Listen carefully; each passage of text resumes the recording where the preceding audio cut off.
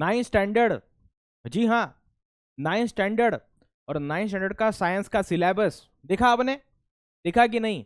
Sir अभी तो हमारा 8th का, अभी अभी तो हमारी एग्जाम हुई है, अभी अभी तो समर वैकेशन शुरू हुए हैं। सर थोड़ा सा हमको रिलैक्स होने दो। हाँ रिलैक्स आप हो जाइए, लेकिन पढ़ना तो आपको पड़ेगा ही, पढ़ना तो आपको पड़ेगा ही। लेकिन एक बार आप 9 स्टैंडर्ड का सिलेबस देख लीजिए साइंस का, उसमें सबसे पहला चैप्टर कौन सा है? Laws of motion. हाँ फिजिक्स का फर्स्ट चैप्टर है भैया लॉज ऑफ मोशन, और मैं भूषण उज्जैनकर आपको पढ़ाने वाला हूँ फिजिक्स 9 स्टैंडर्ड का। तो चलिए शुरुआत करते हैं। जैसा मैंने देखा 9 स्टैंडर्ड का फर्स्ट चैप्टर फिजिक्स का है, तो उसको देखते मैं तो बहुत खुश हो चुका हूँ, ठीक है ना। और जब ये आप चैप्टर पढ़ोगे लॉज ऑफ मोशन, तो डेफिनेटली आप भी बहुत खुश होने वाले हो। चलिए बेटा शुरुआत करते हैं। चला मग सुरुवात करूया। पीपीटी पाहिली तुम्ही?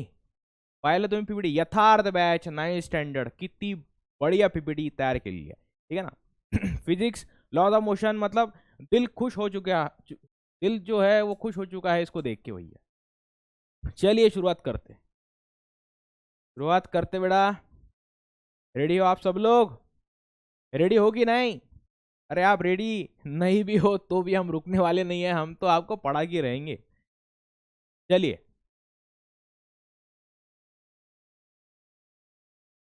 चलिए बेटा शुरुआत करते हैं।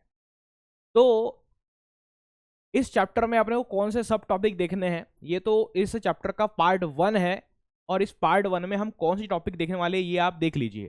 फर्स्ट है motion of an object, second है लीनियर मोशन, और तीसरा है एक्सेलरेशन। तो इस चैप्टर के पार्ट 1 में ये तीनों जो टॉपिक है वो कवर होने वाले हैं। देखिए चलिए शुरुआत करते हैं फिर, हाँ शुरुआत करते हैं। तो सबसे पहला कंसेप्ट है इस चैप्टर का, जो मोशन समझने के लिए, लॉज ऑफ मोशन समझने के लिए जो आपको सबसे पहले समझना होगा, वो बात ये है मोशन ऑफ एन ऑब्जेक्ट। ये मोशन होता क्या है ये आपको पहले समझना होगा, ठीक है ना। डिफिकल्ट नहीं है बिल्कुल भी, लेकिन कंसेप्चुअल है, डिफिकल्ट तो नहीं है।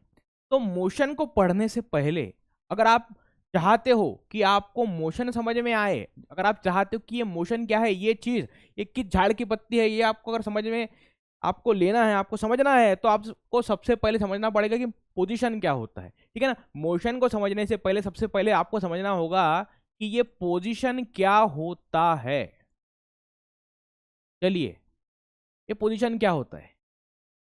देखिए अगर मैं यहाँ पे खड़ा हूं और मुझे अगर आपको अपनी पोजीशन बतानी है, तो आपको क्या करना पड़ेगा, मुझे क्या करना पड़ेगा कि जैसे मेरे सराउंडिंग में जो फिक्स ऑब्जेक्ट है, मैं यहाँ पे खड़ा हूं और मेरे सराउंडिंग में जो फिक्स ऑब्जेक्ट्स है, जैसे ये वॉल है, ठीक है ना, ये वॉल है, ये रूफ है, तो ये तो कहीं पे जाने वाला नहीं है, ये तो वहीं पे रहेगा विथ टाइम। ऐसे थोड़ी कि आप यहां से चले जाओगे और वहां से दीवार कहीं पे गायब हो जाएगी, ऐसा होगा नहीं। तो किसी ऑब्जेक्ट की, किसी मूविंग ऑब्जेक्ट की जो बॉडी मूव हो सकती है, या फिर कोई भी ऑब्जेक्ट की अगर आपको पोजीशन बतानी है, तो उसके सराउंडिंग में क्या क्या फिक्स ऑब्जेक्ट्स है ये आपको पहले देखना पड़ेगा। समझ में आ रही है बात? अगर मैं यहाँ पे खड़ा हूं तो मैं देखूंगा कि मेरे सराउंडिंग में क्या क्या फिक्स है, तो ये रूफ फिक्स है, ये वॉल फिक्स है, ये वॉल फिक्स है, तो मैं बताऊंगा कि इस वॉल से मेरा जो डिस्टेंस है वो 2 मीटर है, इस वॉल से जो मेरा डिस्टेंस है वो 1 मीटर है, इस रूफ से मेरा जो डिस्टेंस है वो 3 मीटर है। आ रहा है समझ में आपको? तो ये क्या कर रहा हूं मैं अपनी पोजीशन को डिफाइन कर रहा हूं। पोजीशन मतलब क्या? Distance of an object from fix surfaces, fix point, ठीक है ना। अब फिक्स में क्या हो सकता है? रूफ भी हो सकता है, वॉल भी हो सकती है, ठीक है ना। हो सकता है कि आप रोड पे खड़े हो और मैंने बोला कि हाँ बताइए भैया आपकी पोजीशन क्या है, तो आपको वहां पे जो भी चीजें हैं, जैसे किसी का घर है या फिर कोई शॉप है, ठीक है ना, या फिर कोई और चीज है जो बहुत फेमस है, कोई स्टैचू है, ठीक है ना, तो आपको बताना पड़ेगा कि जो ये स्टैचू है, जो फेमस ऑब्जेक्ट है, फेमस कोई शॉप है, वहां से मेरा डिस्टेंस इतनी दूर है, यहां से मेरा डिस्टेंस इतनी दूर है। तो जब आप ऐसा बताओगे तब जाकर के क्या होने वाला है, तब जाकर के उस ऑब्जेक्ट की हम पोजीशन को बता पाएंगे सही तरीके से। समझ में आ रहा है आपको? तो पोजीशन क्या होता है? इट इज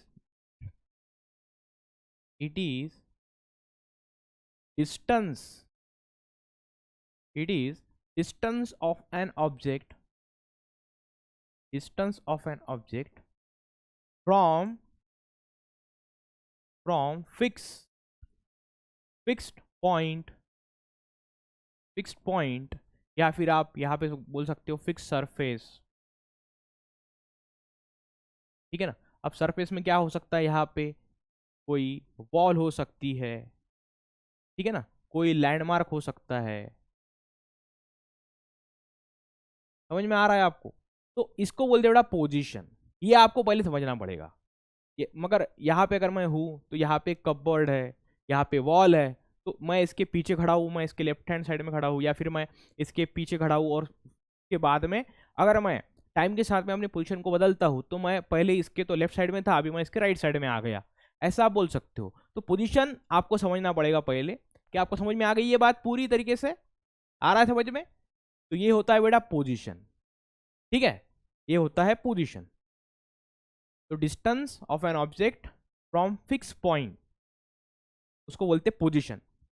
चलिए अब हम बात करते हैं मोशन की। अगर आपको यह समझ में आ चुका है तभी आप मोशन को एक्सप्लेन कर पाओगे, तभी आप मोशन को समझ पाओगे, अदरवाइज आप मोशन को समझ नहीं सकते हो। अगर आपको समझ में भी आ गया तो भी समझ नहीं सकते हो, ठीक है ना, ठीक है ना। मान तो लिया लेकिन जान नहीं लिया, तो जानना भी पड़ेगा और मानना भी पड़ेगा, ठीक है ना। इसलिए मानो मत जब तक कि तुम जानते नहीं हो, ठीक है ना, और मानो वही जो तुम जान लो। देखिए अभी मोशन लिया आपने, अब देखिए तो यहां पे जैसा मैं यहां पे हूं, अभी मैं यहां पे खड़ा हूं, ठीक है ना। तो आप आपके हिसाब से ये जो एक बोर्ड है इसके इस साइड में मैं हूं, अभी दिख रहा है आपको, मैं इस बोर्ड के इस साइड में हूं, ठीक है ना। अब टाइम चल रहा है, आपने टाइम को स्टॉप वॉच को आपने ऑन किया, अब धीरे धीरे मैं आगे बढ़ रहा हूँ, ठीक है ना, बहुत स्लो मोशन में मैं आगे बढ़ रहा हूँ। तो देखिए ये जो मोशन वाला एक यहाँ पे मैंने एक लिखा हुआ है, ठीक है ना, ये टाइटल जो मैंने लिखा हुआ है, पहले मैं इसके इस साइड में था, ठीक है ना, जो भी आपके हिसाब से लेफ्ट और राइट, जैसा मैं इसको मान लेता हूँ कि आपके हिसाब से लेफ्ट साइड हो गई, तो ये लेफ्ट साइड में अभी हूँ मैं। अब धीरे धीरे मैं आगे बढ़ता हूँ, अब देखिए मैं आगे बढ़ गया, तो आपके हिसाब से मैं मोशन के राइट साइड में आ गया, अभी समझ में आ रहा है? तो मैं एक मूविंग ऑब्जेक्ट हूं, और मेरे हिसाब से ये जो लिखा हुआ है, ये जो मैंने जो भी बोर्ड पे लिखा हुआ है, ये फिक्स्ड है, ये बदलने वाला नहीं है, ये फिक्स ही है, लेकिन मैं मूवेबल हूं। तो अगर मैं मेरी पोजीशन को बता रहा हूं तो मेरी पोजीशन पहले यहां पे थी, फिर मैं चल के यहां पे आया, तो पोजीशन बदल गई है। तो पोजीशन बदल रही है विथ रिस्पेक्ट टू टाइम, ठीक है ना। अब मुझे बताइए पोजीशन में चेंज हुआ, पोजीशन में क्या हुआ भैया? चेंज। देखिए हम क्या बोल रहे हैं, पोजीशन में चेंज हुआ, ठीक है ना, चेंज हुआ, पोजीशन में क्या हुआ भैया? चेंज। अब मुझे बताइए हर चेंज को टाइम तो लगेगा ही ना हर चेंज को टाइम तो लगेगा ठीक है ना। ऐसा थोड़ी है कि आप 8th में थे और आपने आंखें बंद की और आप 9th में आ गए बिना कोई टाइम वेस्ट किए, ऐसा तो हो नहीं सकता। हर एक छोटे से छोटे चेंज के लिए भी आपको तो टाइम लगेगा, हर छोटे से छोटे चेंज के लिए भी आपको टाइम लगेगा। तो चेंज कुछ भी हो सकता है, यहां पे पोजीशन में चेंज हुआ, अगर पोजीशन में चेंज हुआ तो टाइम तो लगेगा ही, ठीक है ना। तो पोजीशन में क्या हुआ? चेंज। तो हम यहां पे लिखेंगे बेटा, क्या लिखेंगे हम यहां पे? हम मोशन को अभी एक्सप्लेन करेंगे। मोशन क्या होता है? Change in position. क्या बोला हमने? It is a change in position of an object, change in position of an object, of an object, of an object with respect to time, ठीक है ना। टाइम के साथ में ही चेंज होगा ना, टाइम तो लगेगा ही ना, बिना टाइम तो चेंज होगा नहीं। समझ में आ रहा है आपको? आप बोलेंगे हाँ ये मैंने किताब रखी है सामने और मैं आंखें बंद करता हूं और ये मेरी किताब पूरी पढ़ के हो जाएगी, हो गया चेंज। नहीं पॉसिबल, ठीक है ना। आपको उसके थ्रू जाना पड़ेगा, हर एक पेज को पढ़ना पड़ेगा। जब आप धीरे धीरे उसके थ्रू जाओगे तब जाकर के आपके अंदर चेंज होगा, वो नॉलेज आपके अंदर आएगा, तो वो जो नॉलेज भी आपने गेन किया विथ रिस्पेक्ट टू टाइम ही है। हर एक चेंज के लिए टाइम ही लगता है। आपको ये 2 पेज पढ़ने से पहले पोजीशन के बारे में नहीं पता था, ये 2 पेज हमने एक्सप्लेन करने से पहले आपको मोशन के बारे में नहीं पता था, लेकिन जैसे ही थोड़ा टाइम गया, जैसे ही आप एक जगह पे कॉन्सेंट्रेट करके फोकस करके वहां पे वीडियो में रुक गए, तो आपको 2 पेज पढ़ते ही मतलब 5-10 मिनट में ही आपको क्या होता है पोजीशन, क्या होता है मोशन, ये दोनों ही चीजें आपको समझ में आ गई। तो change in position of an object with respect to time, समझ में आ रहा है?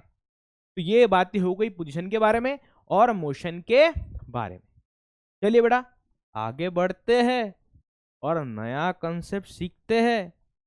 देखिए बेटा नया कंसेप्ट सीखेंगे अभी। यस,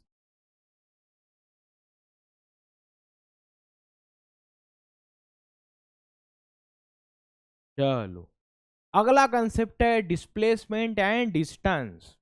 डिस्प्लेसमेंट एंड डिस्टेंस, सबसे पहले मुझे ये बताइए कि जो आप गाड़ी चलाते हो, जो भी 2 व्हीलर या फिर 4 व्हीलर आप चलाते हो या फिर आपके पिताजी चलाते हैं, तो वहां पे डिस्टेंस मेजर करने के लिए क्या होता है? ओडोमीटर होता है कि स्पीडोमीटर होता है? तो जो आप डिस्टेंस कवर कर रहे हो, तो उसको मेजर करने के लिए आपके व्हीकल में ओडोमीटर होता है जो कि डिस्टेंस को मेजर करता है, और जो स्पीड को मेजर करता है वो होता है स्पीडोमीटर। समझ में आ रहा है? तो जो अपना ओडोमीटर है वो डिस्टेंस कितना आपने कवर किया वो आपको बताता है। ठीक है ना? देखिए बात सुनिए जरा, बात जरा सुनिए और ध्यान से सुनिएगा। यहाँ पे है आपका इनिशियल पॉइंट, उसके बाद आप ट्रैवल करके आपको पहुंचना है यहाँ तक, या आपको यहाँ तक पहुंचना है। लेकिन मेरी बात सुनो, मेरी बात सुनो ध्यान से, ठीक है ना? यहां तक पहुंचने का रास्ता, यहां तक पहुंचने का रास्ता एकदम सीधा नहीं है। यहाँ पे आपको थोड़ा जिगजैग जिगजैग कवर करके, ऐसा कुछ पाथ कवर करके आपको यहाँ तक पहुंचना पड़ेगा, तब जाकर कि ये जो डिस्टेंस है, ये जो पॉइंट है, इस पॉइंट तक आप पहुंच पाओगे। है ना? ऐसी ही बेटा लाइफ होती है। आप जो डिसाइड करते हो, आप बोलते हो हाँ, नहीं नहीं हम तो यहाँ से निकलेंगे, हम तो यहाँ से निकलेंगे, हम यहाँ से निकले और सीधा सीधा यहाँ तक पहुंच जाएंगे अपनी गोल की तरफ, ऐसा आपने सोचा। ठीक है ना? लेकिन ऐसा होगा नहीं। आपको उसी रास्ते से आप, ठीक है ना, गोल होना आवश्यक है लाइफ में, लाइफ में गोल होना ही चाहिए, लेकिन वो गोल आपने डिसाइड किए हुए रास्ते से आपको मिले, ये 100% होगा ही, इसकी कोई गारंटी नहीं है। ठीक है ना? जैसे ही आप एक कदम आगे रखते हो तो आपको पता चलता है कि नहीं नहीं इसके और इतने सारे पॉसिबिलिटीज हैं। जैसे ही आप दूसरा कदम आगे रखते हो तो उसको पता वहां पे जो चैलेंजेस होते हैं नए वाले, वो भी आपको पता चलते हैं। तो क्या होता है, लाइफ बिल्कुल भी वैसे नहीं चलती जैसा हम सोचते हैं। लाइफ में, ठीक है ना, हर एक स्टेप के बाद में जो कंडीशंस है, जो सिचुएशंस है वो बदलते हैं, और उसके हिसाब से आपको डिसीजन लेने पड़ते हैं, आपके डिसीजन आपको बदलने होते हैं। लेकिन इसका मतलब ये नहीं कि आप अपना गोल चेंज कर दो, आप अपना गोल बदल दो। ठीक है ना? गोल तो अचीव करना ही है, लेकिन रास्ता थोड़ा स्मार्ट हो सकता है, हो सकता है आसान हो सकता है कि जो आपने सोचा उससे कहीं ज्यादा आसान हो, ऐसा भी हो सकता है। ठीक है ना? तो देखिए ये जो आपको येलो लाइन दिख रही है, ठीक है ना, आप आपके घर से निकले और आपको कहीं पे जाना है, किसी शॉपिंग में जाना है, कहीं मार्केट में जाना है, तो आपको इतने सारे टर्न एंड ट्विस्ट लेकर के यहां तक पहुंचना पड़ेगा। लेकिन अगर हम सैटेलाइट से देखें, तो सैटेलाइट से देखें और ऐसा हम सीधी अगर लाइन बना दे, तो ये हो गया आपका इनिशियल पॉइंट, ये हो गया आपका इनिशियल पॉइंट, इनिशियल पॉइंट हो गया भाई जर्नी का, और ये हो गया आपके जर्नी का फाइनल पॉइंट। क्या बोला मैंने? ये हो गया आपकी जर्नी का फाइनल पॉइंट। ये है इनिशियल पॉइंट, ये है फाइनल पॉइंट। इनको डायरेक्ट अगर आप जोड़ते हो तो जो बनता है, ठीक है ना, the shortest distance between the initial and final point that we called displacement. दिख रहा है कि नहीं? मुझे लगता है ये कलर यहाँ पे दिखेगा नहीं, दिख रहा है क्या? लगता है दिख रहा है, लेकिन फिर भी इसको चेंज कर देते हैं ताकि आपको क्लियर दिखे। यस, ये है आपका डिस्प्लेसमेंट। क्या बोला मैंने? The shortest distance. ठीक है ना? शॉर्टेस्ट डिस्टेंस दिख रहा है ना? हाँ,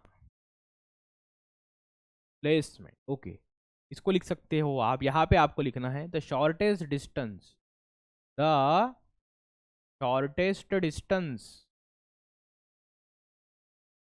between between initial initial and final point, initial and final point is called displacement.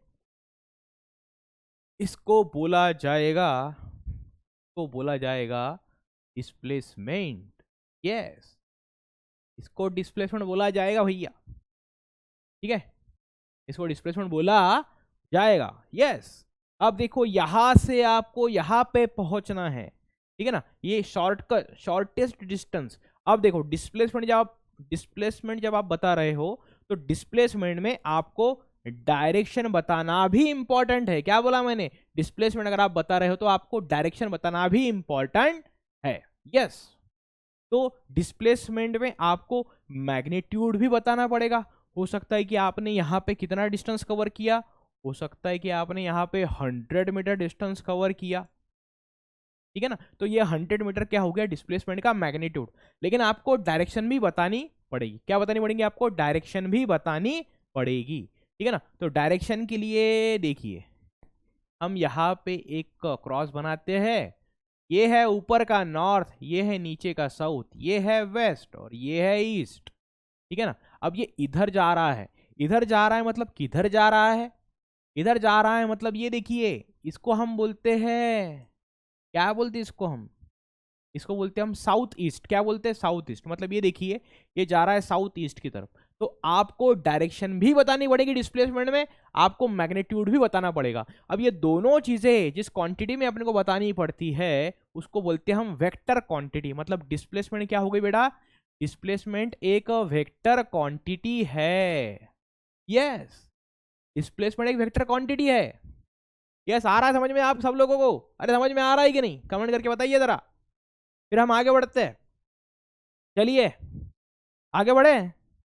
अरे आगे बढ़े कि नहीं? अरे किधर हो? अरे मेरे सभी प्यारे प्यारे से नन्हे से मुन्ने से स्टूडेंट्स, किधर हो आप सब लोग? चलिए शुरुआत करते हैं। तो ये है एक येलो लाइन, इसको जिगजैग, अब ये गया है, ठीक है ना। अब देखो गाड़ी आपने यहाँ पे स्टार्ट की, तो गाड़ी तो बेटा वही डिस्टेंस बताएगी ना जो आपने एक्चुअल पाथ कवर की है, ठीक है ना। तो जो एक्चुअल पाथ आपने कवर की है यहाँ पे येलो कलर की, उसको बोला जाएगा डिस्टेंस। क्या बोला जाएगा बेटा इसको? इसको बोला जाएगा डिस्टेंस।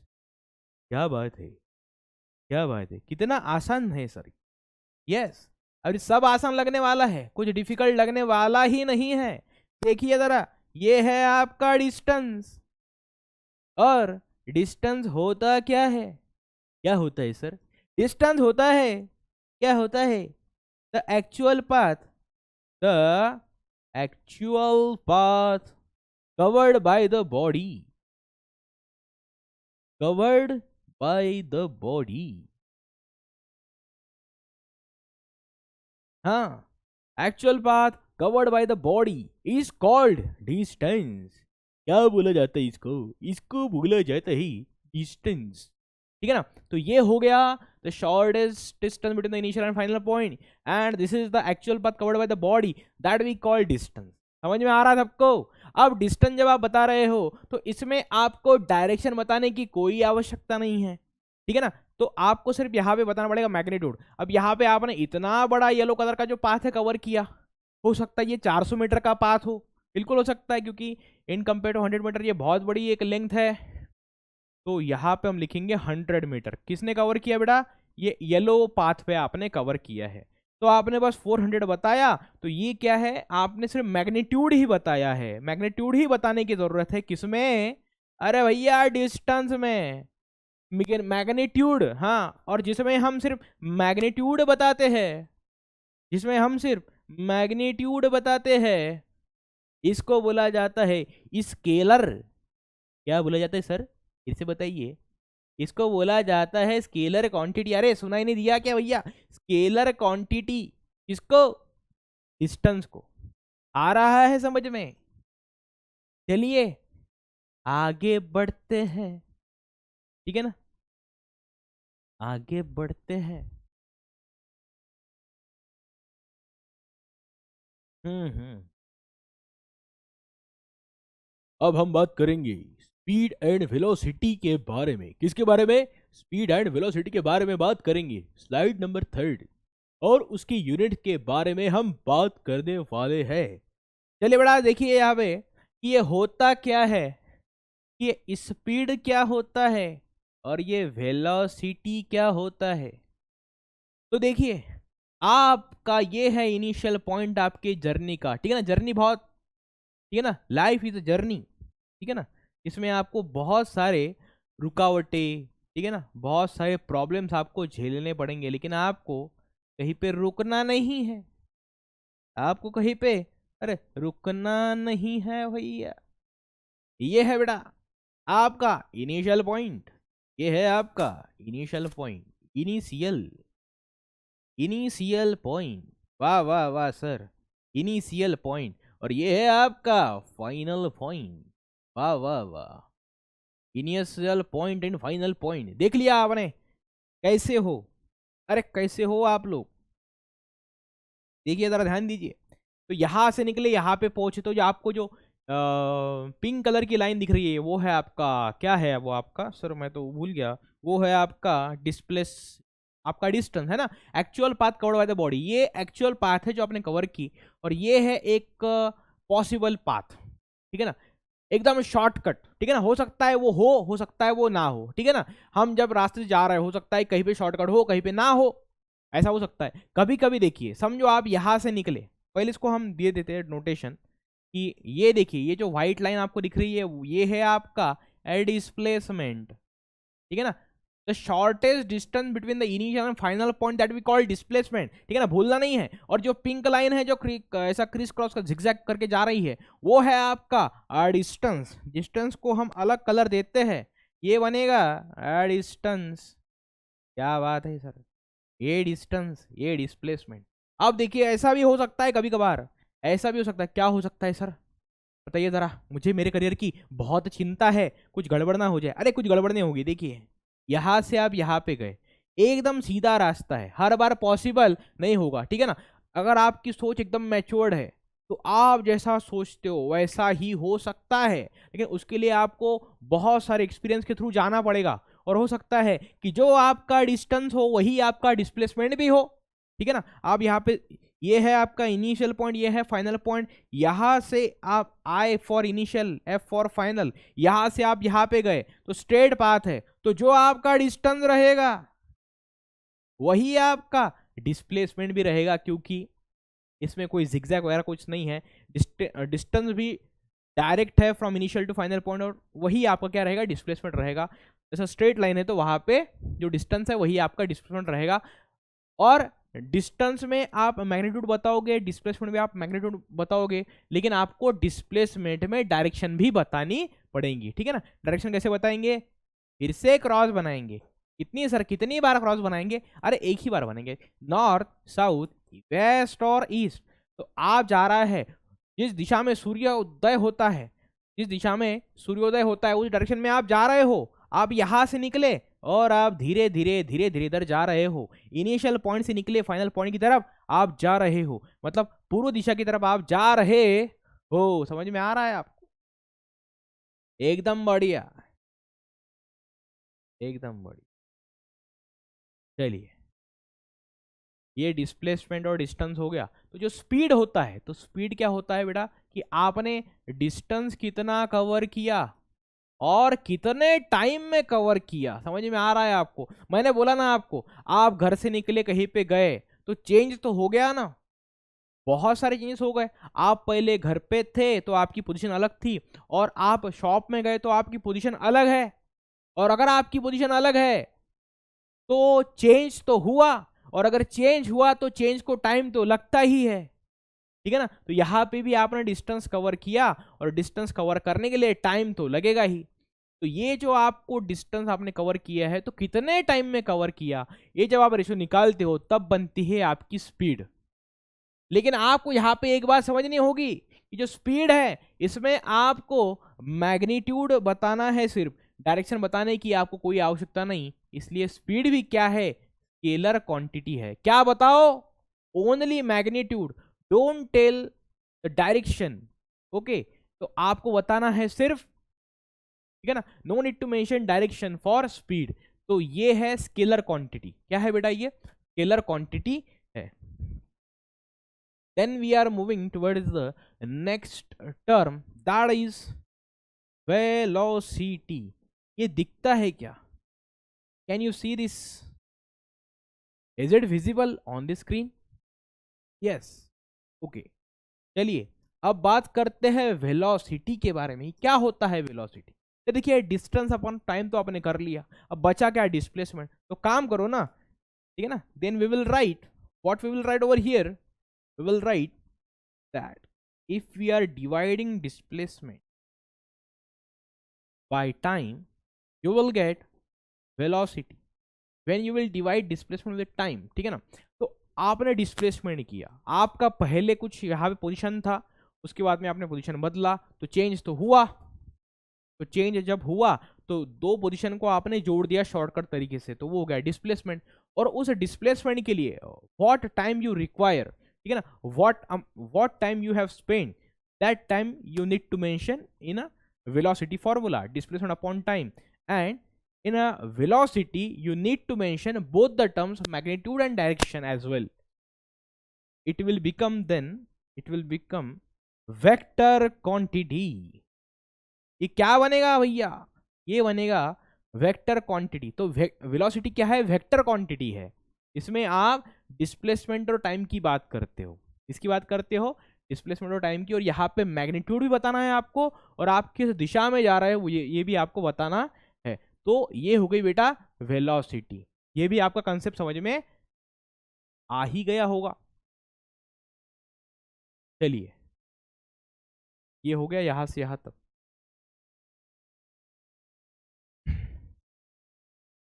चलो रेडी, अगला टॉपिक पढ़ते हैं भैया। क्या है अब अगला टॉपिक, क्या है? अगला टॉपिक है हमारा effects of speed and direction on velocity. Effects of speed and direction on velocity क्या होता है इसमें, ठीक है ना। वेलोसिटी क्या होता है, डिस्प्लेसमेंट अपॉन टाइम, ठीक है ना। अब यहाँ पे स्पीड और डायरेक्शन इसकी बात कही है, तो वेलोसिटी का जो मैग्नीट्यूड है, अगर आप स्ट्रेट लाइन में एक डिस्टेंस कवर कर रहे हो, ठीक है ना, स्ट्रेट लाइन में आप डिस्टेंस कवर कर रहे हो, तो यहाँ पे जो स्पीड का जो मैग्नीट्यूड होगा वही किसका मैग्नीट्यूड होगा, स्पीड का जो मैग्नीट्यूड होगा, तो वही मैग्नीट्यूड होगा वेलोसिटी का भी।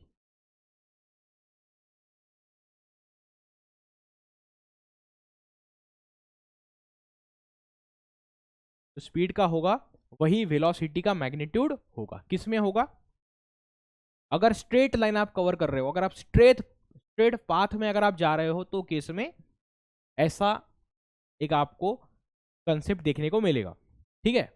अब देखिए, तो यहां पे लिखना पड़ेगा अपने को, when you are travelling in a straight line, when we travel along straight line,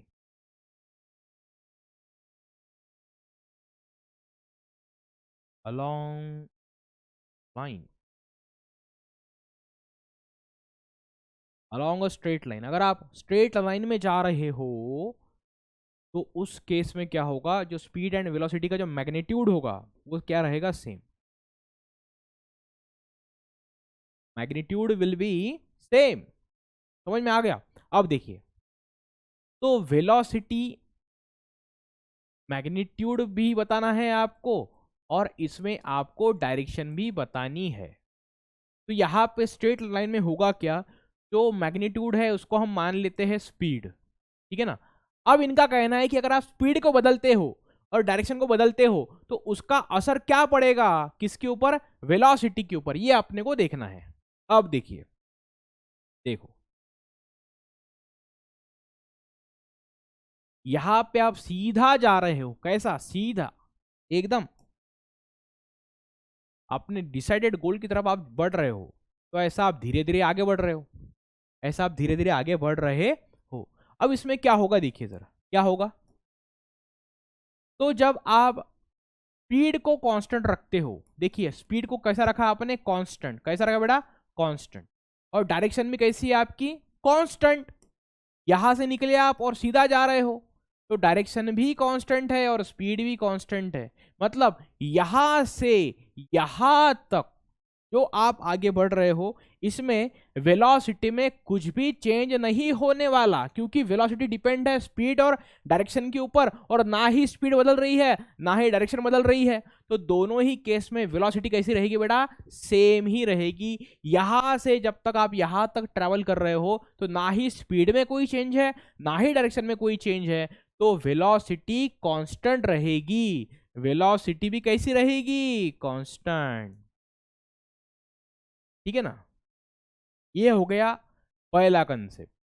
अगर आप इस तरह से ट्रैवल कर रहे हो तो, if you are moving along a straight line with a constant speed and constant direction, आपने डायरेक्शन कैसे रखी, कांस्टेंट, आपने बदली नहीं, है ना, यहाँ पे विदाउट चेंज, विदाउट चेंज, जिसमें चेंज नहीं, वो कैसी रहेगी, कांस्टेंट रहेगी। ये हो गया पहला कंसेप्ट। चलिए आगे बढ़ते हैं, दूसरा जो कंसेप्ट देखते हैं।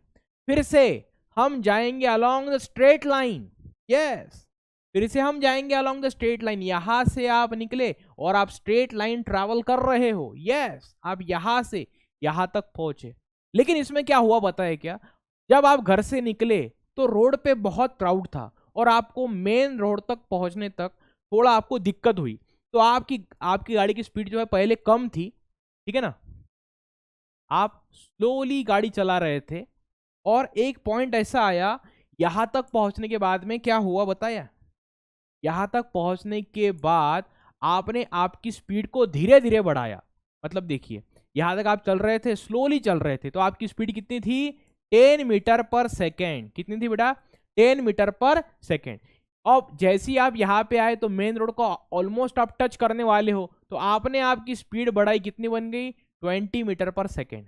उसके बाद आपने अपनी अपनी स्पीड को और बढ़ाया, तो वो बन गई 30 मीटर पर सेकेंड। तो यहाँ पे आपको एक चीज समझनी है, क्या समझनी है, यहाँ पे आपको एक चीज समझनी है कि जो स्पीड है, जो स्पीड है वो क्या हो रही है, speed is not constant, it is changing. ठीक है ना, स्पीड चेंजिंग, जो स्पीड है वो चेंज हो रही है। लेकिन मुझे बताइए, क्या डायरेक्शन बदल रही है यहाँ पे, क्या आपकी डायरेक्शन बदल रही है, नहीं, लेकिन आपकी स्पीड तो बदल रही है। तो हमने जैसे पहले ही एक्सप्लेन किया कि जो वेलोसिटी होती है वो दोनों के ऊपर डिपेंडेंट होती है, मैग्नीट्यूड के ऊपर भी डिपेंडेंट होती है और वो डायरेक्शन के ऊपर भी डिपेंडेंट होती है। ठीक है ना, और ये मीटर पर सेकंड कैसे आया, देखिए स्पीड का फॉर्मूला क्या होता है, speed is equal to distance upon time. तो डिस्टेंस को आप मेजर करेंगे मीटर में, डिस्टेंस का जो लेंथ का ऐसा यूनिट होता है वो मीटर होता है, और टाइम का ऐसा यूनिट सेकंड होता है, इसलिए इसका जो यूनिट है वो मीटर पर सेकंड आया है। एसआई सिस्टम में आप किलोमीटर पर आवर भी लिख सकते हो, लेकिन स्टैंडर्ड सिस्टम में, एसआई सिस्टम में आप क्या लिखते हो, वहां पे मीटर पर सेकंड लिखते हो। चलिए, तो मैग्नेट जो वेलोसिटी होती है वो मैग्नीट्यूड के ऊपर भी डिपेंड होती है, डायरेक्शन के ऊपर भी डिपेंडेंट होती है। तो इन दोनों में से अगर कोई एक भी बदला, ठीक है ना, आप बोलेंगे नहीं सर डायरेक्शन तो सेम है, मैग्नीट्यूड बदल गया, लेकिन फिर भी इस केस में इवन आफ्टर दिस क्या होगा, जो वेलोसिटी है तो वेलोसिटी चेंज होगी, ऐसा हम मानते हैं। ठीक है ना, डायरेक्शन भले ही सेम हो, अगर आपका मैग्नीट्यूड चेंज हो रहा है तो वो केस में समझ लो क्या होगा, उस केस में समझ लो आप कि यहाँ पे वेलोसिटी चेंज हो रही है, उसमें चेंजेस आ रहे हैं। यस, चलो तीसरा कंसेप्ट देखते हैं। तीसरा कंसेप्ट क्या है वो भी हम देख लेते हैं, बिल्कुल देख लेते हैं सर। ठीक है ना, रुकना तो अपने को है नहीं, तो आप यहां से निकले यहां पे पहुंच, ठीक है ना, एक ऐसा पाथ आप कवर कर रहे हो। चलो चलो, यहां से आप निकले हो और आप यहां तक पहुंच गए, यहां से निकले यहां पे पहुंचे, बहुत बढ़िया, बिल्कुल सही बात है बेटा। यहां से निकले यहां पे पहुंचे, ये है आपका इनिशियल पॉइंट, ये है आपका फाइनल पॉइंट। अब देखिए, अब देखिए क्या होगा, जरा सुनिए। अब हमने बोला कि नहीं नहीं सर, आपने तो बोला था कि अगर मैग्नीट्यूड चेंज हुआ, स्पीड अगर चेंज हो गई तो वेलोसिटी बदलेगी, वेलोसिटी जो है वो चेंज होगी। तो हम यहाँ पे अब एक कंडीशन रखते हैं कि हम वेलोसिटी को चेंज ही नहीं करेंगे, हम स्पीड को चेंज ही नहीं करेंगे। हम स्पीड का जो मैग्नीट्यूड है इनिशियल पॉइंट से लेकर के फाइनल पॉइंट तक, वो जो मैग्नीट्यूड है वो हम सेम ही रखेंगे, बिल्कुल सेम रखेंगे। हमने बोला ठीक है, मानते नहीं हो बात को, ठीक है करो अपने मन की क्या करना है तो, ठीक है ना, ठीक है ना। घर वालों की अगर सुनोगे नहीं तो वहां पे प्रॉब्लम तो होगी, ठीक है ना। देखो भैया, मेरी बात सुनो जरा ध्यान से। आप, क्या बोला मैंने, आप यहां से निकले, स्पीड आपने ठान लिया है कि स्पीड तो किसी भी कंडीशन में बदलेगी ही नहीं, ठीक है ना। तो यहाँ पे आप जा रहे थे लेकिन आपको टर्न लेना पड़ा, ठीक है ना। बीच में भीड़ बहुत थी, और भीड़ अगर बहुत थी तो हमने बोला कि भाई अपने को स्पीड तो कम करनी पड़ेगी, लेकिन हमने तो ठान लिया है कि स्पीड को कम नहीं करेंगे। तो फिर आपको यहाँ पे जो भीड़ थी, उस भीड़ को क्रॉस करने के लिए आपने आपने बोला कि इसके अंदर से, ठीक है ना। तो ये जो था समझो, ये जो क्राउड था बीच में, यहाँ पे जो पूरा लोगों का झुंड था, उसको क्रॉस नहीं करना था आपको, इसलिए आपने गाड़ी दूसरे किसी रास्ते से आपने लगा दी और अब यहां से यहां तक आ गए। लेकिन आपने अपना प्रॉमिस पूरा किया। आपने क्या किया, आपने स्पीड को बदला ही नहीं, भले ही डायरेक्शन बदल गई हो। अब आप यहां से सीधा यहाँ पे पहुंचे और आप बहुत ही सीना तान के यहाँ पे सीना चौड़ा करके आप बोल रहे हो, देखिए भैया इस बार तो स्पीड वही है, मैग्नीट्यूड बदला नहीं इस बार। हमने बोला ठीक है, सही बात है, मैग्नीट्यूड नहीं बदला आपका, वेलोसिटी में जो स्पीड होता है, जो मैग्नीट्यूड होता है उसका, वो आपने बदला नहीं। मान लिया भाई, हमने हमने मान लिया। लेकिन बात तो सुनिए जरा। नहीं नहीं हमने सुनेंगे, अरे बात सुनिए जरा। जो वेलोसिटी होती है तो उसमें दो कंपोनेंट होते हैं, एक मैग्नीट्यूड होता है, एक डायरेक्शन होता है। तो भैया आपने तो मैग्नीट्यूड नहीं चेंज किया, लेकिन डायरेक्शन तो चेंज कर ली ना आपने। आप यहां तक आए, फिर पलट गए और इधर से ऐसा क्रॉस करके यहां पे आए, तो डायरेक्शन तो बदल गई। और अगर डायरेक्शन बदलती है तो वेलोसिटी डिपेंडेंट है दो फैक्टर के ऊपर, एक है स्पीड मतलब उसका मैग्नीट्यूड, ठीक है, और एक है डायरेक्शन, एक है डायरेक्शन। और डायरेक्शन जो है वो बदल रहा है, चेंजिंग डायरेक्शन। और डायरेक्शन चेंज हो रहा है तो आप क्या बोलोगे, वेलोसिटी चेंज हो रही है, वेलोसिटी चेंज हो रही है भैया। तो ये इंपैक्ट है स्पीड का और डायरेक्शन का वेलोसिटी के ऊपर। आप बोलेंगे नहीं नहीं, बिल्कुल नहीं, ठीक है ना, हम तो स्पीड को वही रखेंगे, डायरेक्शन को भी हम वही रखेंगे। ऐसा हर बार पॉसिबल नहीं है। हो सकता है कि मैग्नीट्यूड स्पीड जो है वो कांस्टेंट रहे लेकिन डायरेक्शन बदले, हो सकता है कि डायरेक्शन जो है बदलती रहे और स्पीड कांस्टेंट रहे, ठीक है ना, वाइस वर्सा, ठीक है ना। स्पीड बदल सकती है कभी कभी, डायरेक्शन सेम रह सकती है, डायरेक्शन बदल सकती है, स्पीड सेम रह सकती है, ऐसा कुछ भी हो सकता है। एक और एग्जांपल लेंगे कि जैसे एक कोई सर्कुलर पाथ है, एकदम सही सर्कल बना है भैया, without using any animation, any simulation. देखिए यहां से निकले, पूरा सर्कल बना के आप यहां तक आ गए, क्या बोला मैंने, यहां से निकले यहां तक आ गए। लेकिन आपने ठान लिया था कि बेटा स्पीड तो है, बदलेगी नहीं, 10 मीटर पर सेकंड ही रहेगी, ठीक है ना। तो आप ऐसा घूम के इधर आ गए, लेकिन आपको आपकी डायरेक्शन हर बार चेंज करनी पड़ रही है। आपने बोला कहाँ पे डायरेक्शन चेंज करनी पड़ रही है, हम तो ऐसा ही जा रहे हैं। तो सुनो जरा, अगर हमने कोई रेक्टेंगुलर पाथ लिया, रेक्टेंगुलर पाथ क्या लिया हमने, कोई रेक्टेंगुलर पाथ लिया, और यहां से आप अगर अपनी जर्नी शुरू करते हो तो आप यहां से यहां पे निकले, यहां पे टर्न लिया, यहां पे गए, और यहाँ पे फिर से टर्न लिया, फिर यहाँ पे गए, यहाँ पे फिर से टर्न लिया, फिर यहाँ पे गए, और यहाँ पे फिर से टर्न लिया, यहाँ पे गए। मतलब 1 2 3 4 रेक्टेंगुलर कोई ग्राउंड के अराउंड अगर आपको चक्कर लगानी तो आपको 4 टर्न लेने पड़ेंगे भैया।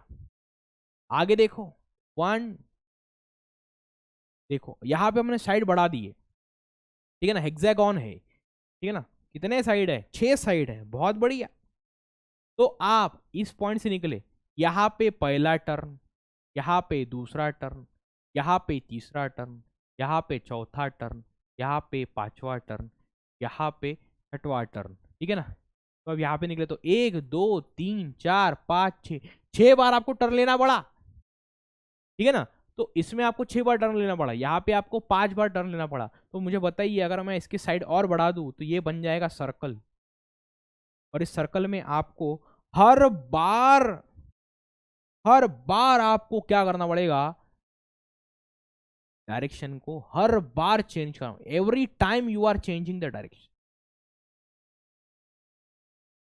Every time you are changing the direction. समझ में आ रहा है आपको, वेलोसिटी हर बार बदल रही है, वेलोसिटी की डायरेक्शन जो है वो हर बार बदल रही है। तो आपने फैन ऑन किया और उसके टिप को आप देख रहे हो सकता है कि आपने स्पीड को कांस्टेंट रखा, लेकिन फिर भी उसकी डायरेक्शन जो है, जो टिप ऑफ ब्लेड है उसकी डायरेक्शन हर बार बदल रही है, ठीक है, समझ में आ रहा है आपको। तो सर्कुलर मोशन में, यूनिफॉर्म सर्कुलर मोशन में ये क्या है, uniform circular motion, circular, uniform circular motion में क्या होगा, वेलोसिटी चेंज होगी, वेलोसिटी चेंज। तो चेंज को हम लिखते हैं डेल्टा, डेल्टा लिखा जाए, डेल्टा मतलब चेंज, डेल्टा का मतलब क्या होता है बेटा, चेंज होता है, यस, डेल्टा का मतलब होता है चेंज, ठीक है ना, ठीक है ना। और आपको 9th स्टैंडर्ड अगर पढ़ना है तो आपको बढ़ानी पड़ेंगी आपकी बुद्धि की रेंज, यस। चलो आगे बढ़ते हैं। हाँ, अगला टॉपिक है uniform and non uniform linear motion. देखो, सबसे पहले मैं आपको ये बता दूं, ये हो गया अपना, यस, ये टॉपिक अपना हो गया। चलिए अब uniform and non uniform linear motion के बारे में हम बात करते हैं, yes, uniform and non uniform linear motion के बारे में हम बात करते हैं। पहले बात सुनो, मोशन क्या होता है ये पहले समझ लो। मोशन, मोशन क्या होता है, अगर पोजीशन बदल रही है विथ रिस्पेक्ट टू टाइम, तो मैंने पहले पेज में समझाया है उसको, उसको बोलते हैं मोशन। तो मोशन के बेसिकली दो ही टाइप है, अगर आप ध्यान से देखो तो मोशन के बेसिकली दो ही टाइप है, कौन से, एक जिसमें फिक्स पॉइंट होता है, one having a fix point, इसमें फिक्स पॉइंट होता है, और इसमें फिक्स पॉइंट नहीं होता, without fix point, without fix point, क्या बात है, एक होता है विथ फिक्स पॉइंट, एक होता है विदाउट फिक्स पॉइंट, एकदम बढ़िया, एकदम बढ़िया,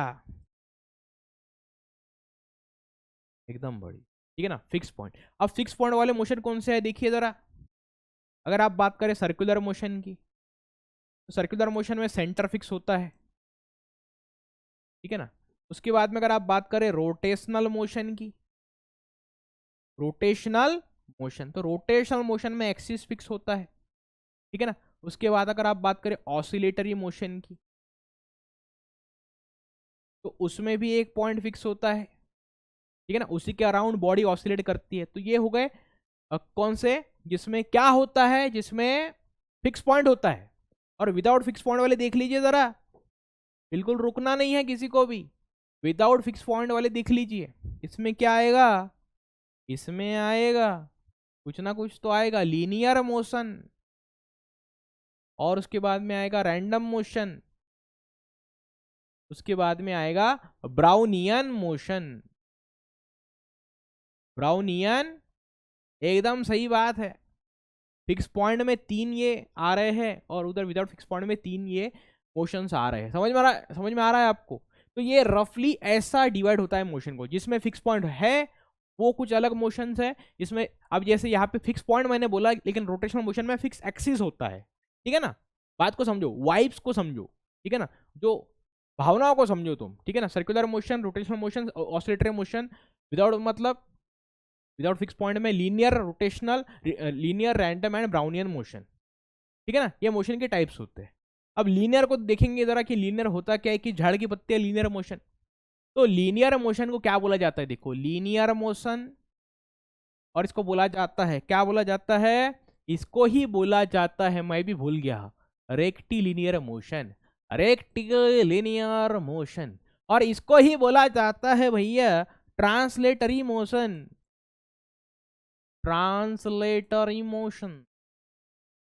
आ रहा है समझ में? हाँ सर जी बिल्कुल समझ में आ रहा है, लेकिन ये रेक्टिलिनियर और ट्रांसलेटरी का मतलब क्या होता है ये जरा समझाइए हमको। अब लीनियर तो हम मान लेंगे, ठीक है, पहले कंसेप्ट समझ लो, उसके बाद में नाम भी समझ लेंगे। देखिए यहां से आप निकले यहां पे पहुंचे, तो देखिए ये आपकी लीनियर मोशन हो गई, समझ में तो आ रहा है कि अलोंग द लाइन जा रहे हैं, बिल्कुल समझ में आ रहा है, अलोंग द लाइन जा रहे हैं। तो देखिए ये पहला पॉइंट, ये दूसरा पॉइंट, ये तीसरा, ये चौथा, ये पांचवा, ये छठवा, ये सातवां।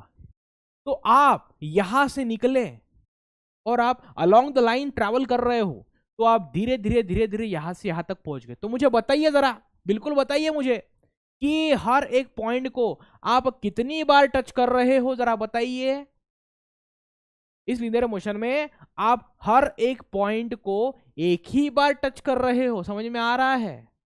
ये होता है लीनियर मोशन का कंसेप्ट। अगर कोई आपको बोलेगा कि देखो हम तो ऐसा जा रहे थे, तो ये लीनियर ही है, लेकिन इसको क्या बोलेंगे हम, कर्वी लीनियर मोशन इसको हम बोलेंगे, ठीक है ना। इसको सर्कुलर नहीं बोला जा सकता, सर्कुलर नहीं है, ये कर्वी लीनियर ही है, क्योंकि इसमें हर एक पॉइंट एक ही बार टच होता है। आ रहा है समझ में आपको? यस। अब ये जो वर्ड है रेक्टिलिनियर, तो रेक्टिलिनियर का मतलब वही होता है लीनियर मोशन। अब देखिए ट्रांसलेटरी मोशन, किसको हम ट्रांसलेटरी क्यों बोला, तो देखो ये जो ट्रांसलेट वर्ड है, हम इसको कब यूज करते हैं, ट्रांसलेट को हम कब यूज करते हैं, ट्रांसलेट को हम कब यूज करते हैं, मतलब किसी दूसरे लैंग्वेज में कोई कंटेंट है, ठीक है ना, जैसे तेलुगु में कुछ कंटेंट है और आपने उसको मराठी में कन्वर्ट कर दिया, मतलब क्या किया आपने, आपने एक लैंग्वेज का नॉलेज दूसरे लैंग्वेज में ला लिया, ठीक है ना। अब आपको तेलुगु में जाना पड़ रहा था, तो आपने महाराष्ट्र में ही आपको उसका कंटेंट मिल गया, तो हो गया ना नॉलेज ट्रांसफर।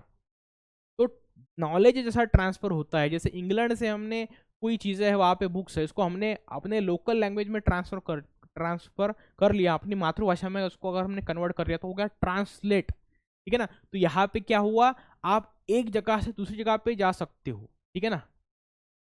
आप आपको अगर सभी दो तीन लैंग्वेज आ सकते हो, तो आप दुनिया के बहुत सारे जहाँ जहाँ पे वो लैंग्वेज पहचानी जाती है, जहाँ जहाँ पे लोगों को लैंग्वेज समझते हैं, वहाँ वहाँ पे आप ट्रैवल कर सकते हो आसानी से। मतलब क्या हो रहा है, ट्रांसलेट हो रहा है, उधर का नॉलेज जो इंग्लिश में था वो इधर आ गया, इधर का संस्कृत का जो नॉलेज है वो उधर चला गया, तो नॉलेज ट्रांसलेट हो चुका है, नॉलेज इधर से उधर जा रहा है, मोशन परफॉर्म कर रहा है कौन, नॉलेज। तो इसलिए हम यहाँ पे वर्ड यूज करते हैं ट्रांसलेटरी मोशन, ठीक है ना। तो ये सब लीनियर के ही नामकरण है। वापस आते हैं uniform and non uniform linear motion. तो एकदम सही बात, एकदम सिंपल सी बात है, एक लाइन ले लो पहले आप, एक पहले आप लाइन ले लो, लाइन ले लिया आपने, ले लो पहले लाइन, यस, आपने एक लाइन यहां पे ले ली, हाँ, अब कैसा सही हो गया। अब यहां से आप निकलते हो और आपको पहुंचना कहाँ पे है, आपको यहाँ पे पहुंचना है, तो आप 10 मीटर पर सेकंड की स्पीड से निकले, ठीक है ना, और आपने अपनी स्पीड को ना बदलते हुए आप यहां से यहां तक पहुंच गए। समझ में आ रहा है आपको? आपने आपकी स्पीड को चेंज नहीं किया और आप यहां से यहां तक पहुंच गए, बहुत सही बात है, बहुत सही बात है, आप यहां से यहां तक पहुंच गए। तो इसमें आपने अपने वेलोसिटी के मैग्नीट्यूड को चेंज नहीं किया है, ना ही आपने अपने डायरेक्शन को चेंज किया है। तो ये जो मोशन हो गई, ये क्या है बेटा, यूनिफॉर्म मोशन, यूनिफॉर्म मोशन। लेकिन अगर आप अपनी स्पीड को बढ़ाते, 10 से 12 करते, 12 से 14 करते, 14 से 16 करते, तो आप क्या कर रहे हैं, अपनी स्पीड को चेंज कर रहे हो। यूनिफॉर्म मोशन में क्या होगा, स्पीड विल नॉट चेंज, ठीक है ना। तो स्पीड है विल नॉट, इसमें स्पीड चेंज होगी नहीं, ठीक है। चलो अब अगर आपको किसी ने बोला कि नॉन यूनिफॉर्म मोशन में क्या होता है, नॉन यूनिफॉर्म मोशन में इसमें क्या होता है भैया, जो स्पीड है वो चेंज होती है, स्पीड विल चेंज, जो स्पीड है वो चेंज होगी, आगे बढ़ने की, आगे बढ़ने की जो स्पीड है वो आपकी चेंज होती रहेगी, उसको बोलेंगे हम नॉन यूनिफॉर्म मोशन। ठीक है ना, आपने फैन ऑन किया तो उसकी जो ब्लेड से घूम रहे तो एक ही स्पीड के साथ में घूम रहे, ठीक है ना, नहीं वो सर्कुलर मोशन है एक्चुअली, उसका एग्जांपल यहाँ पे हम नहीं ले सकते, यहाँ पे हमको किसी स्ट्रेट लाइन का एग्जांपल लेना पड़ेगा।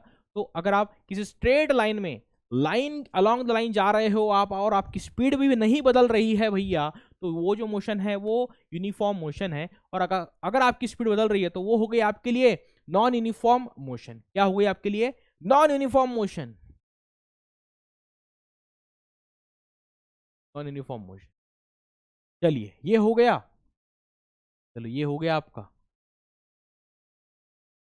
देन देन नेक्स्ट जो पॉइंट है भैया वो है आपका एसेलरेशन। क्या है आपका पॉइंट? एसेलरेशन। ठीक है ना, देखिए बहुत ज्यादा सिंपल है लेकिन हमने इसको बहुत ज्यादा डिफिकल्ट बनाया है।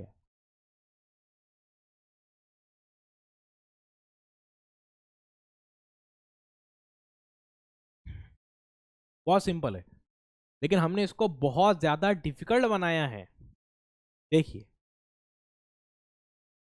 एसेलरेशन क्या होता है, क्या होता है एसेलरेशन?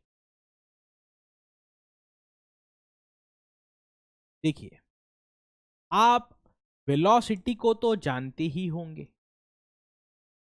वेलोसिटी में दो पार्ट होते हैं, मैग्नीट्यूड होता है जिसको हम स्पीड बोलते हैं, ठीक है ना, और एक होता है डायरेक्शन। Okay, direction.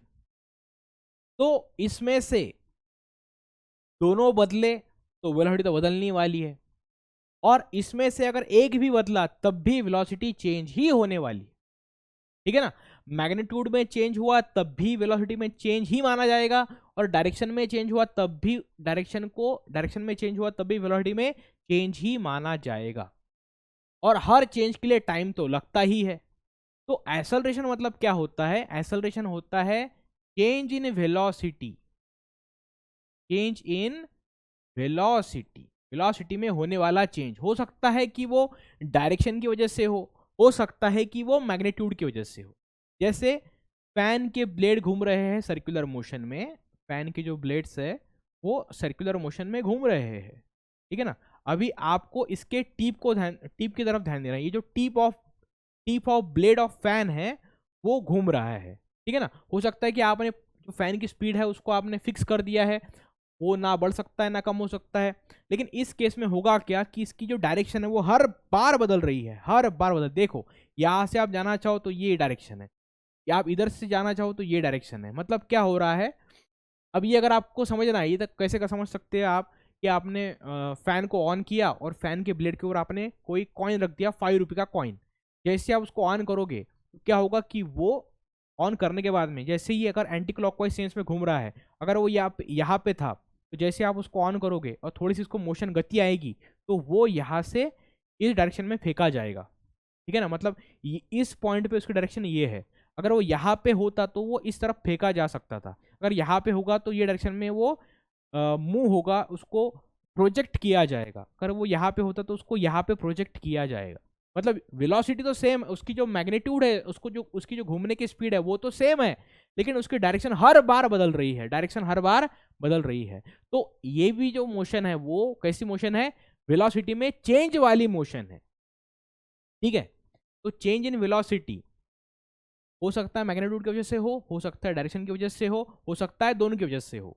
और अगर चेंज जहां पे वर्ड आएगा तो वहां पे टाइम तो लगेगा ही लगेगा। तो change in velocity with respect to time, इसको बोला जाता है एक्सेलरेशन। किसको क्या बोला जाता है? एक्सेलरेशन बोला जाता है।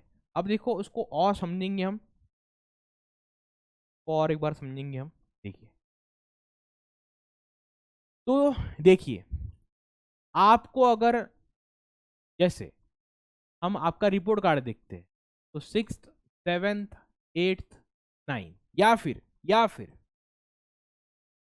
आपके पिछले साल आप 8th स्टैंडर्ड में थे, कब कहाँ पे आप थे? 8th स्टैंडर्ड में आप थे, कब? पिछले साल आप 8th स्टैंडर्ड में थे। अब देखिए, समझो आपकी कितने, 1 2 3 4 5 टेस्ट हुए 8th स्टैंडर्ड में, आपके स्कूल में 5 टेस्ट हुए, ठीक है ना। अब 5 टेस्ट आपके हुए, सही बात है, 5 टेस्ट आपके हो गए।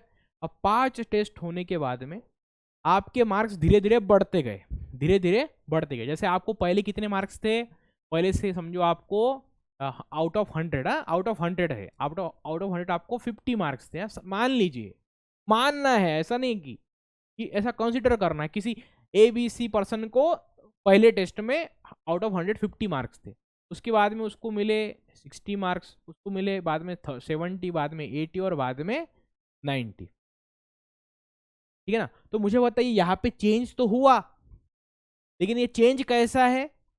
यूनिफॉर्म चेंज है। कैसा है? Uniform change. हर टाइम इंटरवल के बाद में, समझो हर महीने एक टेस्ट हो रही थी, तो 5 महीने 5 टेस्ट हुए, ठीक है ना। और हर एक महीने के बाद में उसके 10-10 मार्क्स बढ़ते गए, हर एक टेस्ट के बाद में उसके 10-10 मार्क बढ़ते गए। समझ में आ रहा है आपको? बिल्कुल समझ में आ रहा है, उसके 10-10 मार्क बढ़ते गए। यस, तो यहाँ पे जो चेंज हुआ वो बढ़ने वाला चेंज है, ठीक है ना। ये चेंज जो है वो बढ़ रहा है, तो इसको बोलेंगे हम पॉजिटिव चेंज। इसको हम क्या बोलेंगे? Positive change. और पॉजिटिव चेंज है, और कैसा है? पॉजिटिव तो है ही, लेकिन कैसा है? यूनिफॉर्म। कैसा है? यूनिफॉर्म। अब देखो, पॉजिटिव में ऐसा भी हो सकता था कि यहाँ पे 5 टेस्ट हुए, 1 2 3 4 5, कितने टेस्ट हुए बेटा? 5 टेस्ट हुए। अब 5 टेस्ट हुए, अब देखिए यहाँ पे पहले टेस्ट में कितने मार्क्स मिले उसको मिले समझो 40 मार्क, उसके बाद उसको मिले 44 मार्क्स, उसके बाद में उसको मिले 60 मार्क्स, उसके बाद में मिले 63 मार्क्स, और उसके बाद में उसको मिले 80 मार्क्स। तो यहाँ पे जो चेंज है वो भी पॉजिटिव चेंज है, लेकिन ये जो चेंज है वो नॉन यूनिफॉर्म है।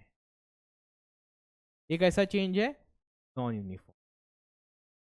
आ रहा है समझ में आपको? नॉन यूनिफॉर्म, ठीक है ना। तो पॉजिटिव चेंज में 2 प्रकार हो गए अपने, uniform change and non uniform change. समझ में आ रहा है? तो चेंज अगर होगा, तो चेंज के बहुत सारे प्रकार है ना। अगर चेंज होता है तो चेंज कैसा है? 2 प्रकार का चेंज है। हो सकता है चेंज पॉजिटिव भी हो सकता है चेंज निगेटिव भी हो, बिल्कुल हो सकता है। मार्क्स आपके बढ़ भी सकते हैं, और आपने अगर पढ़ाई नहीं की तो आपके मार्क्स कम भी हो सकते हैं, ऐसा भी हो सकता है। अब पॉजिटिव में 2 प्रकार हुए, पॉजिटिव में एक हो गया यूनिफॉर्म और एक हो गया नॉन यूनिफॉर्म, ऐसा भी हो सकता है, ठीक है ना। निगेटिव में देखिए, समझो किसी को पहले 90 मार्क्स थे 100 में से, उसके बाद उसको कितने मिले? 80 मिले, फिर 70 मिले, फिर 60 मिले, फिर 50 मिले। यहाँ पे चेंज कैसा है? यहाँ पे चेंज तो निगेटिव है, बिल्कुल चेंज, यहाँ पे जो चेंज है वो निगेटिव है, लेकिन इस निगेटिव चेंज, ये जो निगेटिव चेंज आया, ये कैसा है? यूनिफॉर्म है, यूनिफॉर्म चेंज। आ रहा समझ में? कैसा चेंज है? यूनिफॉर्म। अब देखिए, अब ऐसा भी हो सकता है कि पहले उसको 90 मिले, फिर 88 मिले, फिर उसको मिले 83, फिर मिले उसको 80, फिर मिले उसको 60, फिर मिले उसको 50। अब यहाँ पे जो चेंज है, ये भी चेंज कैसा है बेटा? ये भी चेंज कैसा है? ये भी निगेटिव चेंज है, बिल्कुल सही है, ये भी निगेटिव चेंज है, लेकिन ये जो चेंज है वो कैसा है? नॉन यूनिफॉर्म चेंज है। कैसा चेंज है? नॉन यूनिफॉर्म चेंज है, ये भी बिल्कुल सही बात है, ये भी नॉन यूनिफॉर्म चेंज है। तो देखिए, अभी और एक एग्जांपल देखिए, आपने अगर ऐसा कोई स्लोप लिया, ऐसा कोई स्लोप है, ठीक है ना, ऐसा आपने कोई स्लोप लिया और ये आगे भी इसको एक्सटेंड किया है हमने। अब देखिए, यहाँ पे हमने कोई स्पीयर रखा है, यहाँ पे हमने क्या रखा? कोई स्पीयर रखा, और स्पीयर आपने यहाँ से छोड़ दिया, तो वो पहले यहाँ पे आया और फिर इधर गया। तो यहाँ पे तो उसकी वेलोसिटी कैसी थी? 0 थी, रुका हुआ था। जब वो नीचे आ रहा है तो just before touching the ground उसकी जो वेलोसिटी है वो कैसी है? मैक्स है। अब वो जब धीरे धीरे आगे जा रहा है, तो यहाँ पे आके वो रुक गया, मतलब यहाँ पे उसकी वेलोसिटी फिर से 0 हो गई। तो यहाँ पे देखिए, यहाँ पे उसकी वेलोसिटी बढ़ी, लेकिन कैसे बढ़ी? यूनिफॉर्म तरीके से, यूनिफॉर्म तरीके से बढ़ी है। और वेलोसिटी कैसी बढ़ी? पॉजिटिव है, ठीक है ना। स्टेप बाय स्टेप वेलोसिटी बढ़ती गई, मतलब पॉजिटिव चेंज है यूनिफॉर्म तरीके से। और उसके बाद में जब वो ग्राउंड को टच हुआ तो उसकी वेलोसिटी कम हो रही है धीरे धीरे धीरे धीरे, ठीक है ना। मतलब यहाँ पे जो चेंज है वो कैसा है? Non uniform. यहाँ पे जो चेंज है वो कैसा है? Non uniform. और सॉरी ये भी चेंज कैसा है? यूनिफॉर्म ही है। यहाँ पे जो चेंज हो रहा है धीरे धीरे, उसकी जो स्पीड कम हो रही है वो भी यूनिफॉर्म तरीके से ही कम हो रही है, वो भी यूनिफॉर्म तरीके से ही कम हो रही है। और वो कैसा है चेंज? निगेटिव चेंज है। आया आपको समझ में? तो वेलोसिटी में अगर चेंज हुआ तो कैसा है वो? एक्सेलरेशन है, बिल्कुल एक्सेलरेशन है। तो यहाँ पे अगर आप देखें तो ये यूनिफॉर्म पॉजिटिव एक्सेलरेशन है, और अगर आप यहाँ पे देखो तो वो यूनिफॉर्म निगेटिव एक्सेलरेशन, ठीक है ना। आई होप आपको सभी चीज़ें क्लियर हो गई होंगी अभी। तो मैं एक फाइनल चार्ट बनाता हूँ, यहाँ पे देखिए। एक्सेलरेशन को आप एक्सेलरेशन मत बोलिए स्टार्टिंग में, क्योंकि स्टार्टिंग में ये आपके दिमाग को बहुत ऐसा तकलीफ देगा, ठीक है ना। ये आपके दिमाग को बहुत तकलीफ देगा। एक्सेलरेशन, जो एक्सेलरेशन है तो इसको बोला जाएगा चेंज इन वेलोसिटी। इसको चेंज इन वेलोसिटी बोलो, जब तक आपको पूरा कंसेप्ट समझ नहीं आता तब तक। चेंज इन वेलोसिटी, बाद में उसको तुम एक्सेलरेशन बोल सकते हो। तो चेंज इन वेलोसिटी है। अब एक्सेलरेशन के दो पार्ट है, ठीक है ना। तो एक्सेलरेशन हुआ मतलब वेलोसिटी में चेंज हुआ, लेकिन वो जो चेंज है वो दो प्रकार का है। पॉजिटिव चेंज भी हो सकता है और निगेटिव चेंज भी हो सकता है। मतलब पॉजिटिव एक्सेलरेशन भी हो सकता है, निगेटिव एक्सेलरेशन भी हो सकता है, ठीक है ना। अब ये जो पॉजिटिव एक्सेलरेशन आपने लिया, इसके भी दो प्रकार है, ठीक है ना।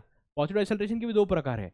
मतलब हो सकता है जो पॉजिटिव एक्सेलरेशन हो उसमें यूनिफॉर्म एक्सेलरेशन हो, ठीक है ना। वेलोसिटी बड़ी है लेकिन यूनिफॉर्म तरीके से बड़ी है, ऐसा आप बोल सकते हो। या फिर जो वेलोसिटी बड़ी है वो नॉन यूनिफॉर्म तरीके से भी बढ़ सकती है।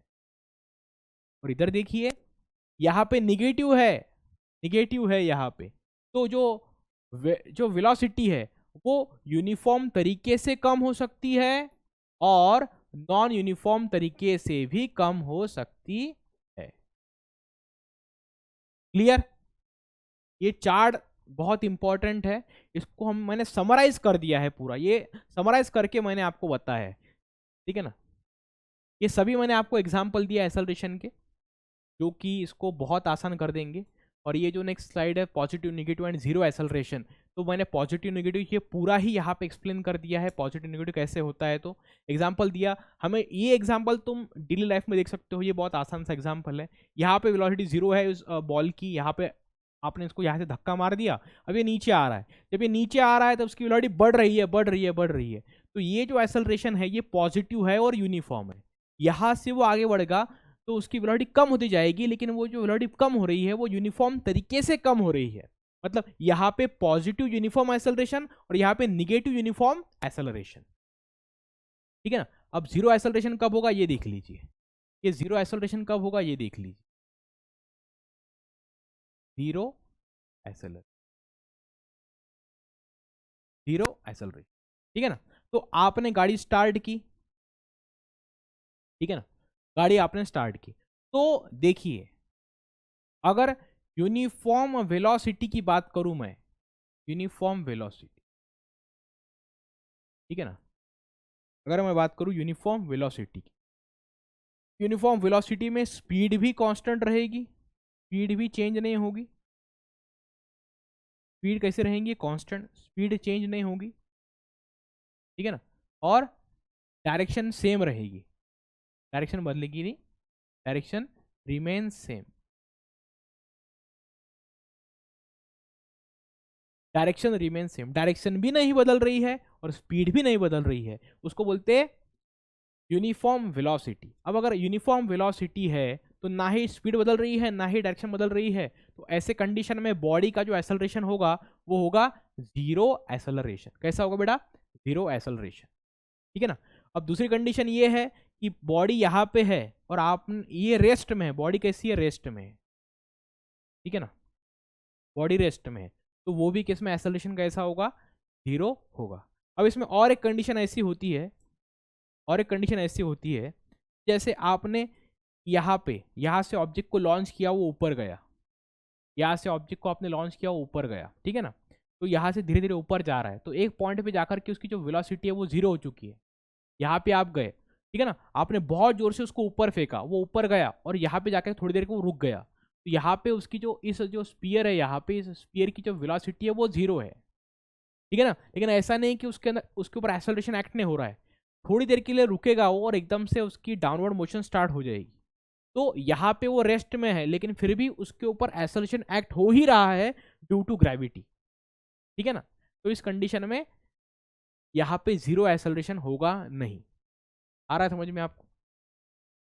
तो 0 एक्सेलरेशन का भी हमने कंसेप्ट पढ़ लिया, सारे कंसेप्ट हमने पढ़ लिए। तो 9th स्टैंडर्ड का जो फर्स्ट चैप्टर है साइंस का, उसमें जो फर्स्ट चैप्टर है लॉज ऑफ मोशन, उसका फर्स्ट पार्ट हमने यहाँ पे कंप्लीट कर लिया है। आई होप आपको ये पूरा समझ में आ गया होगा, क्योंकि मैंने बहुत डिटेल में सब सारी चीज़ें बताई है। इसके बाद पार्ट 2 आएगा, और जो भी मैंने यहाँ पे लिखा हुआ है आप नोट्स बनाइए, प्रॉपर तरीके से लिखिए, क्योंकि मैं इसके बाद न्यूमेरिकल्स भी लेने वाला हूँ। अगर आपको ये समझ में आएगा तो आपको न्यूमेरिकल्स भी समझ में आएंगे। तो तैयार रहिए आप, क्योंकि ये धमाकेदार शुरुआत होने वाली है। बहुत डिटेल में सारी चीज़ें समझाई जाएगी। जो बच्चे दूसरे बोर्ड्स में भी है, सीबीएसई में भी है, या फिर कोई हायर बोर्ड में भी है, तो भी उनके लिए भी जब ये पूरा वो कोर्स करेंगे तो उनके भी बहुत सारे डाउट यहाँ पे सॉल्व हो जाएंगे बेटा, बहुत सारे डाउट आपको सॉल्व हो जाएंगे। और जितने भी एग्जाम्स होते हैं उसमें बेसिक सिलेबस स्टेट बोर्ड का ही होता है, इसलिए अगर आप ये जो कंटेंट हम पढ़ा रहे हैं ये अगर आप करते हो तो आपको सारे ही एग्जाम, कोई भी एग्जाम हो 9th स्टैंडर्ड के, उसमें आपको फायदा ही होने वाला है। तो हम मिलते रहेंगे। Thank you so much.